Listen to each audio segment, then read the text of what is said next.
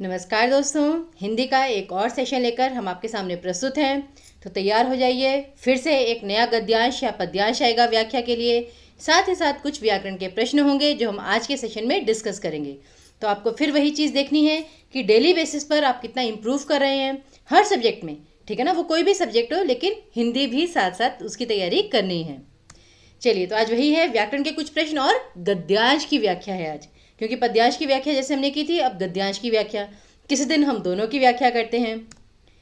चलिए, सबसे पहले तो सबसे महत्वपूर्ण प्रश्न, व्याकरण के ही प्रश्न करेंगे हम। और उसमें भी आप जानते हैं कि उपसर्ग प्रत्यय के प्रश्न बहुत महत्वपूर्ण होते हैं, जिसमें आपसे ये पूछा जाता है कि स्पेशली ये जो एलाइड के जो एग्ज़ाम होते हैं या नायब तहसीलदार के, उसमें आपको एमसीक्यूज तो आते नहीं हैं। आपको सीधा सीधा पूछा जाता है ये उपसर्ग है या ये प्रत्यय है, इससे संबंधित दो दो या तीन तीन शब्द बनाइए। तो वही आज का प्रश्न है। ये देखिए, आपके पास 5 तो उपसर्ग हैं और 5 हैं प्रत्यय। इससे आपको दो दो शब्द बनाने हैं। और ये ऐसा कुछ नहीं है कि बहुत ज़्यादा कठिन हो, ठीक है ना। अपने अति उपसर्ग से, उप उपसर्ग से बहुत सारे शब्द देखे होंगे। बस वो है कि अपने दिमाग से वो जो भय है वो आपको दूर करना है। तो ज़रा फटाफट प्रारंभ कर दीजिए इनसे शब्द बनाना। बहुत सिंपल है। जैसे अति से अतिशयोक्ति हो गया या फिर अतिक्रमण हो गया, ये बहुत सारे शब्द हैं। तो फटाफट बनाइए। और उससे भी महत्वपूर्ण बात बस वही कि उपसर्ग प्रत्यय के बीच में जो भिन्नता है वो आपको पता होनी चाहिए कि उपसर्ग क्या है, प्रत्यय क्या है। तो थोड़ा सा मैं मतलब आशा करूंगी कि आप वीडियो पॉज करके पहले अपने एंड पर ये सारे जो 10 शब्द हैं इसके उपसर्ग के और 10 शब्द प्रत्यय के वो बनाएं और फिर इसका उत्तर देखें। जैसे अति उपसर्ग है, अति का मतलब क्या होता है, किसी चीज़ की मतलब बहुत ज़्यादा हो जाना, ठीक है ना।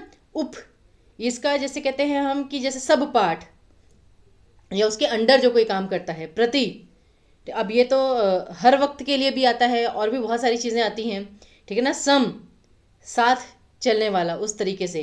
और ला, अब ये ला क्या है, मतवाला, ठीक है ना, या फिर सरवाला, ठीक है ना। तो अब ये कौन सा वाला ला है ये अब आपको चूज़ करना है। तो फटाफट इसे शब्द बनाइए। तो आई गेस रिकॉर्डेड वीडियो है तो आप पॉज करके पहले खुद ही ढूंढेंगे। तो मैं उपसर्ग से प्रारंभ करती हूँ। सबसे पहले है अति उपसर्ग। जैसे मैंने आपको बताया, अति से अतिक्रमण हो सकता है, अतिवृष्टि हो सकता है। उप से जैसे है उप मुख्यमंत्री, उपमंत्री, उपागम, ठीक है ना। फिर आपका उपव्यय, बहुत सारे हैं। जैसे कि उसके बाद प्रति, ये तो बहुत ही सिंपल है, प्रतिदिन, प्रतिकार, प्रतिशोध, बहुत सारे शब्द बन सकते हैं। सम, अच्छा ये म के नीचे ना हलंत है, तो याद रखिए जैसे समवय या समावेश, वो वाले सारे शब्द इसके लिए सही नहीं रहेंगे। सम के लिए जैसे म के नीचे हलंत है तो उसके लिए आपका सही रहेगा जैसे कि संचय, संजय, कि जैसे सम जमा जय। उसके बाद आपका हो गया संकट, सम जमा कट, संकट, ठीक है ना। तो संहार, सम जमा हार, संहार। तो वहाँ पे आपका म के नीचे हलंत, ये वाला उपसर्ग सही रहता है। और ला, अब ये जो ला है ये उपसर्ग है तो पहले आएगा। और ये जो ला उपसर्ग है ये आपका हिंदी का या संस्कृत का नहीं होता है, ये आपका उर्दू फारसी का होता है। जैसे ला इलाज, ठीक है ना। लापरवाह, बिना परवाह के, कि ला मतलब कि उसका अर्थ क्या होता है कि किसी चीज़ के बिना, कि लापरवाह। ला इलाज, जिसका इलाज नहीं हो सकता। तो ये इसके सारे उपसर्ग हैं। तो जैसे देखिए हमने जो शब्द बनाए हैं, अतिरिक्त, अतिशय, अतिवृष्टि भी जोड़ सकते हैं। फिर उप से उपस्थित, उपचार, उपकार। फिर प्रति से प्रतिशत, प्रतिकूल, प्रतिदिन, बहुत सारे बन सकते हैं। संचय, संगम। ला से लावारिस, लापरवाह, लाइलाज, वो मैंने आपको सारा बताया। अब आती है प्रत्यय की बारी। जैसे आई, अब इसमें जैसे है कभी कभी स्टूडेंट थोड़ा जल्दी में ये गलती कर देते हैं, आई में वो कर देते हैं जैसे कि बढ़ई, बढ़ई नहीं होगा क्योंकि बढ़ई में आई प्रत्यय है, ये आई है। जैसे चढ़ाई, कढ़ाई, ठीक है ना, उस प्रकार से। फिर है ता प्रत्यय, मनुष्यता, मानवता। आई गेस ये तो बहुत सिंपल है। दार, ईमानदार, दुकानदार, ठीक है ना, बहुत सारे हैं इससे। ईय, अब जैसे राजकीय, हम कहते हैं ना, वैसे तो उसमें कीय प्रत्यय होगा, लेकिन जैसे हम कहते हैं मानवीय, मानव जमा ईय, मानवीय, उस प्रकार से आ सकता है। और त्व, जैसे है गुरुत्व, मनुष्यत्व, इस प्रकार से त्व जो प्रत्यय आता है। तो इसके कौन से दो दो शब्द हैं वो देखिए, बुनाई, हम जैसे कहते हैं ना, हम स्वेटर बुन रहे हैं, तो बुन जमा आई बुनाई, पढ़ जमा आई पढ़ाई। फिर है सफलता, स्वच्छता, पहरेदार, हवादार, भारतीय, अनुकरणीय, और महत्व, महाजमत्व, महत्व, गुरु जमत्व, गुरुत्व। तो इस प्रकार से ये हमने इसके दो दो उपसर्ग और प्रत्यय बनाए। तो इस प्रकार से आपको ये जो नए नए शब्द हैं आपके शब्द भंडार में जुड़ते रहने चाहिए प्रतिदिन। उसके बाद देखिए, अब आता है विलोम शब्द। आपने देखा होगा बहुत बार पर्यायवाची विलोम शब्द से भी प्रश्न पूछे जाते हैं। सीधे सीधे आपको 7 शब्द दे दिए जाते हैं और उसका विलोम शब्द पूछ लिया जाता है। तो यहाँ पर भी वही है, अधम, अवनत, अनुकूल, अनुरक्ति, अनित्य, अतल और अवर। तो बताइए ज़रा इनका विलोम शब्द फटाफट। और याद रखिए, विलोम शब्द में स्टूडेंट्स हमेशा थोड़ा सा ये एक्सपेक्ट करते हैं, जैसे कि हम कहते हैं कि प्रकाश अंधकार, तो वो मतलब एक्सपेक्ट करते हैं कि जैसे कभी कभी कि प्रकाश ही पहले आए या अंधकार ही पहले आए और उसका हम दूसरा ढूंढें। आइदर भी हो सकता है, कोई भी आपको दिया जा सकता है। प्रकाश दिया जा सकता है तो आप अंधकार लिखेंगे, अंधकार दिया जा सकता है तो आप प्रकाश लिखेंगे। तो ये हिंट मैं दे रही हूँ क्योंकि कुछ शब्द हैं ऐसे, तो ध्यान दीजिएगा उस पर। मैं आपको 1 मिनट का समय देती हूँ, ज़रा फटाफट इसका उत्तर छांटिए, विलोम शब्द छांटिए।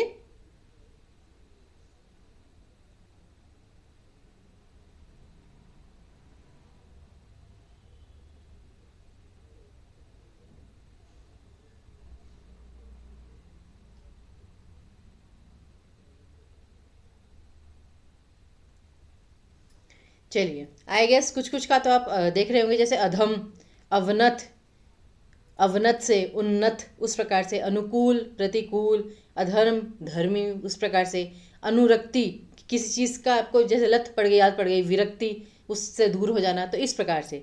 तो ये देखिए, अधम का उत्तम, अधम क्या होता है, जो नीचे है, जैसे कि मतलब हीन है थोड़ा, और उत्तम, अधम का उत्तम, अवनत का उन्नत, अनुकूल, प्रतिकूल, अनुरक्ति, विरक्ति। अब याद रखिए, यहाँ पे अगर वी उपसर्ग से आ जाए तो विरक्ति।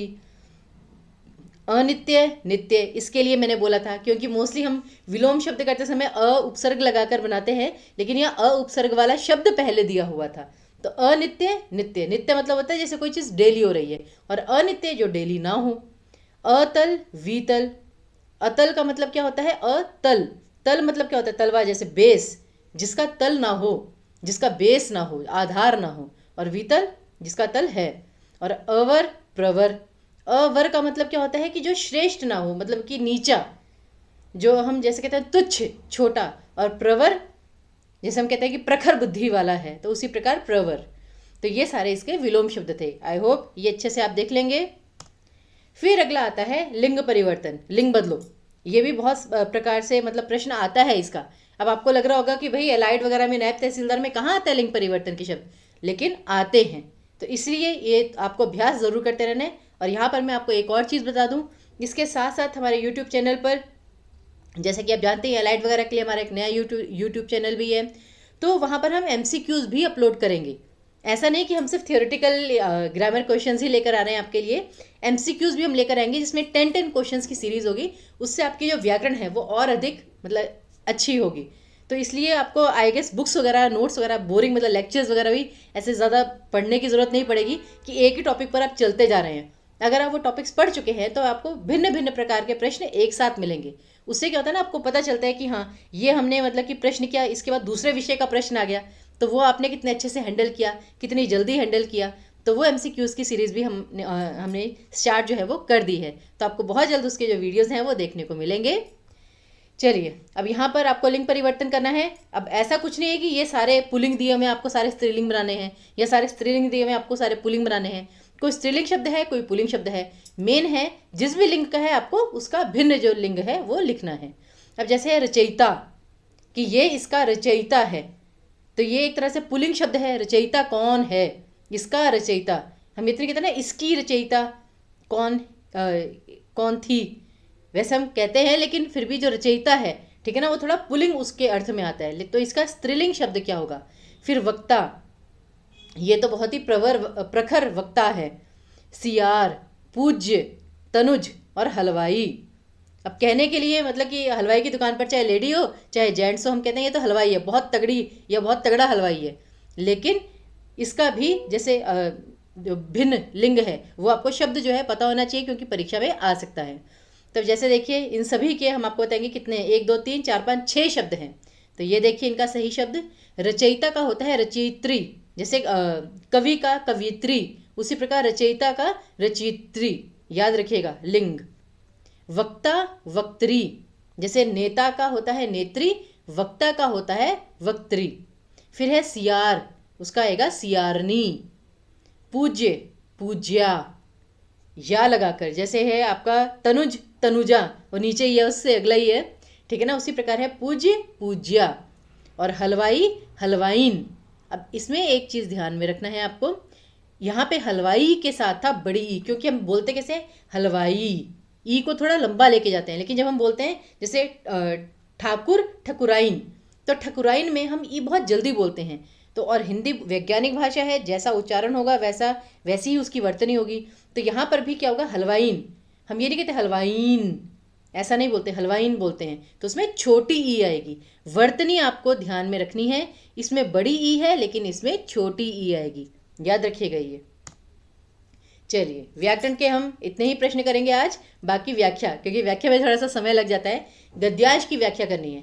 मैं तो यहाँ पे पढ़ी रही हूँ, आपकी अगर उससे भी ज़्यादा फास्ट रीडिंग है फटाफट पढ़िए और कोशिश कीजिए कि इसका जो 1 2 पंक्तियों में आपको भावार्थ, जैसे मैं हमेशा कहती हूँ व्याख्या में आपको क्या करना है, अब हम कोशिश ये करेंगे आगे आने वाले जो सेशंस हैं कि उसमें कुछ छोटे छोटे से 4 4 पंक्तियों की जो है आपको वो देंगे कविता, और 2 2 पंक्तियों के केवल गद्यांश की, जैसे पैराग्राफ की 2 2 पंक्तियां दे दी, और आपको ये समझना है कि उसका मूल अर्थ क्या है, बस इतना सा आपको करना है, ठीक है ना। क्योंकि व्याख्या अगर आपको एक बार मूल अर्थ समझ में आ गया, व्याख्या आप उसके ऊपर जैसे ये मान के चलिए कि हमें इस विषय पर निबंध लिखना है, बस आप वही करेंगे, दैट्स इट। तब जैसे ये है कि जीवन सरल नहीं होता है, इसमें अनेक मुसीबतें, कठिनाइयाँ, दुख, रुकावटें, आपत्तियाँ आती रहती हैं।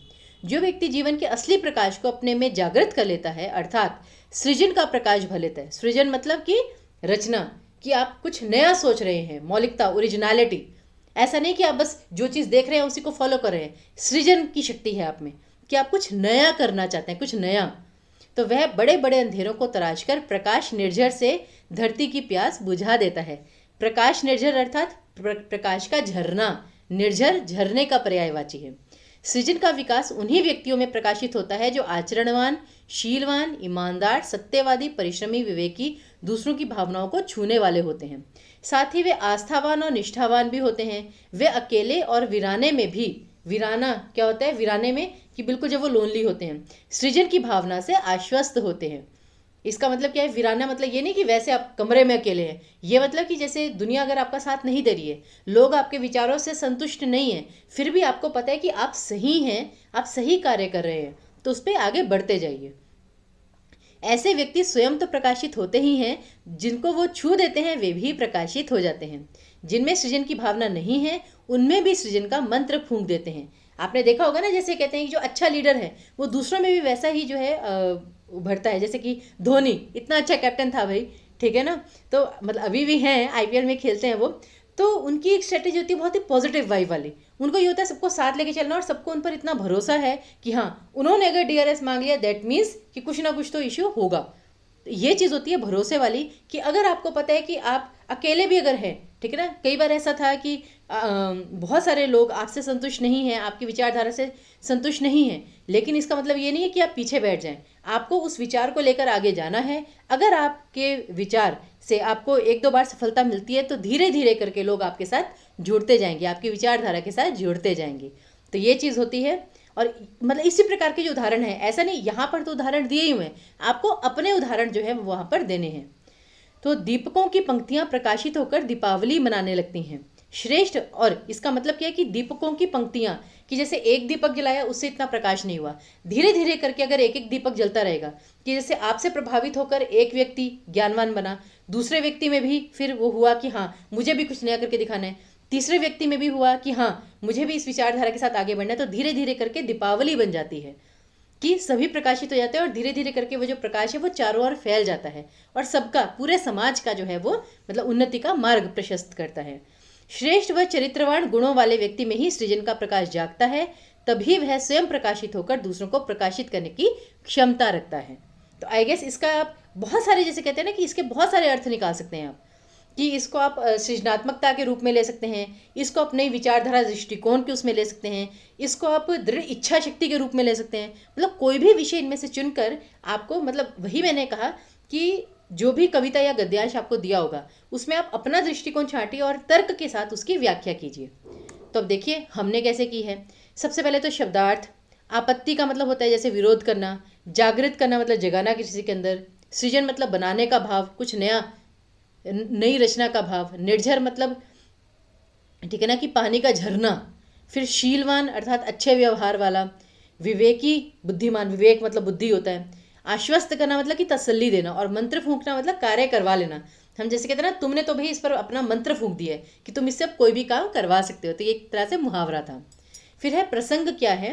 दी गई पंक्तियों में लेखक ने जीवन में सकारात्मक सोच के परिणामों की व्याख्या करते हुए उसके महत्व को दर्शाने का प्रयास किया है।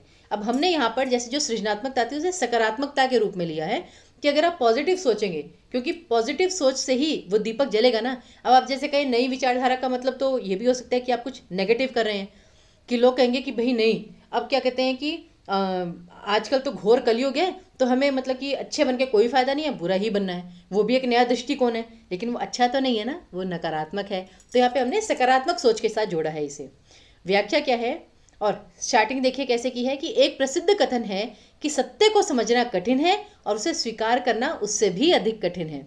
मनुष्य के जीवन में यह सबसे अधिक चरितार्थ होता है। चरितार्थ होना मतलब एक्चुअल में ये दिखाई देता है। हर व्यक्ति जानता है कि जीवन में सुख दुख आते जाते रहते हैं, जीवन में हर क्षण परिवर्तन होते रहते हैं। सुख के समय में व्यक्ति अति आत्मविश्वास से भर जाता है, तो दुख के समय घोर निराशा से घिर जाता है। कुछ लोग विपरीत परिस्थितियों में निराश होकर हार मान लेते हैं और समाधान खोजने के बजाय नकारात्मकता की ओर अग्रसर होते जाते हैं।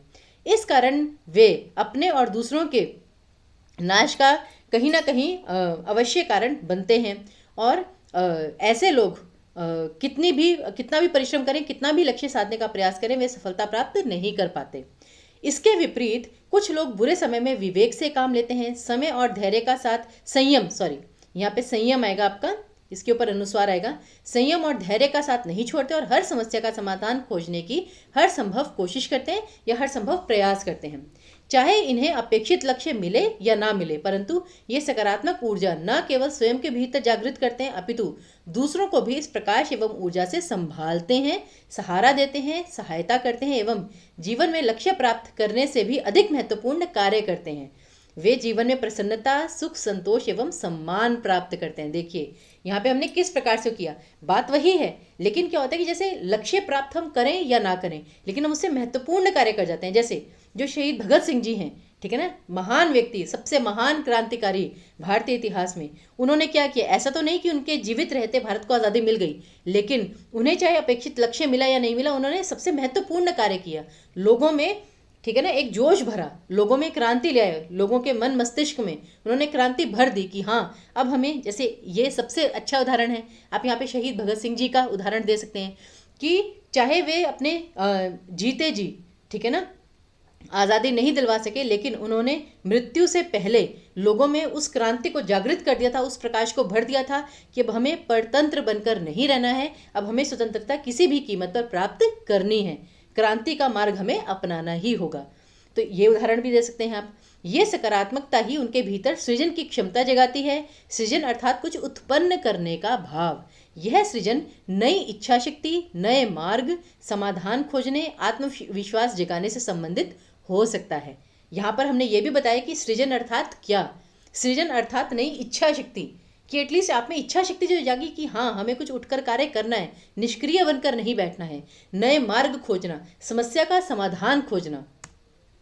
यह बिल्कुल सत्य है कि यदि आप किसी समस्या का, ठीक है ना, मतलब समस्या की काली गुफा में फंस जाएं और कोई मार्ग ना मिले, तो उससे निकलने का एकमात्र उपाय क्या होता है? निरंतर आगे बढ़ते रहना। अब जैसे आप किसी अंधेरे कमरे में फंस गए हैं, तो आप क्या करते हैं? हर जगह मतलब हाथ लगा लगा के कोई ढूंढते हैं ना कि स्विच कहाँ है, या फिर दरवाज़ा कहाँ है कि हम रोशनी में आए। तो आपको मुसीबत में भी यही करना है। मुसीबत की अगर काली गुफा में घुस गए हैं तो निकलने का एक ही मार्ग है, फटाफट आगे बढ़ते रहिए, क्योंकि एक स्थान पर रुक जाने से कभी उस समस्या की गुफा से बाहर नहीं निकला जा सकता। इस समय सकारात्मकता से उत्पन्न वह सृजन का भाव ही है जो एक रोशन दिए का काम करता है, अपने प्रकाश से मनुष्य को सही मार्ग दिखाता है और समस्या के अंधकार से बाहर निकालने में सहायता करता है।